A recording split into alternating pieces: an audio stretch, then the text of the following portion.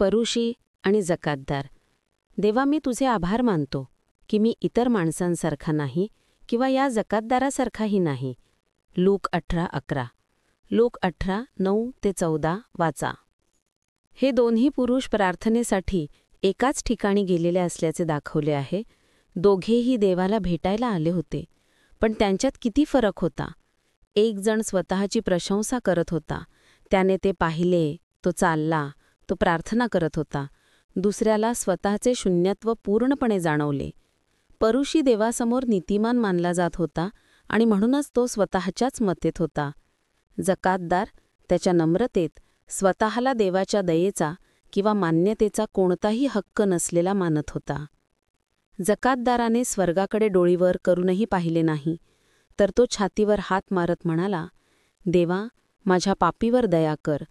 अंतःकरणाचा शोध घेणाऱ्याने दोन्ही माणसांकडे तुच्छतेने पाहिले आणि त्याने प्रत्येक प्रार्थनेचे मूल्य ओळखले. तो बाह्य स्वरूप पाहत नाही, तो मानवांप्रमाणे न्याय करत नाही, तो आपल्या पद, प्रतिभा, शिक्षण किंवा पदानुसार आपले मूल्यमापन करत नाही.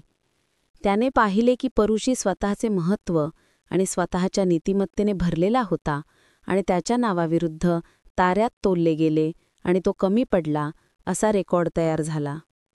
स्वर्गाच्या महात्म्याने स्वतःला सर्वोच्च अधिकारापासून देवाच्या बरोबरीच्या स्थानावरून सर्वात खालच्या स्थानावर, सेवकाच्या स्थानावर नम्र केले.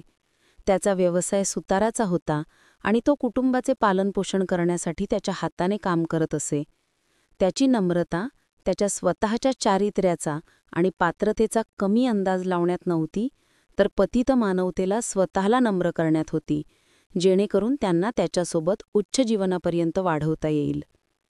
तो व्यक्ती देवाच्या सर्वात जवळचा आहे आणि त्यापेक्षा सर्वात सन्मानित आहे, ज्याला सर्वात कमी आत्ममहत्त्व आणि स्वधार्मिकता आहे, स्वतःवर सर्वात कमी विश्वास आणि आत्मविश्वास असा नम्र विश्वासाने श्रद्धेने देवाची वाट पाहतो. नम्रता आणि लीनतेच्या तुलनेत अभिमान आणि स्वतःचे महत्त्व हे खरेच कमकुवत आहेत.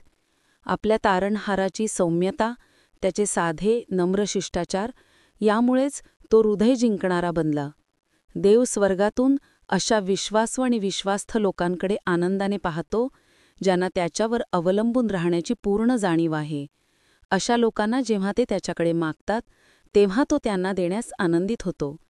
ते तळमळीच्या आत्म्याला तृप्त करतात आणि भुकेल्या आत्म्याला चांगलेपणाने भरतात. तुम्ही जर ह्या चॅनलवरती नवीन असाल तर Christ for you channel subscribe, share, like आणि कमेंट्स करायला विसरू नका.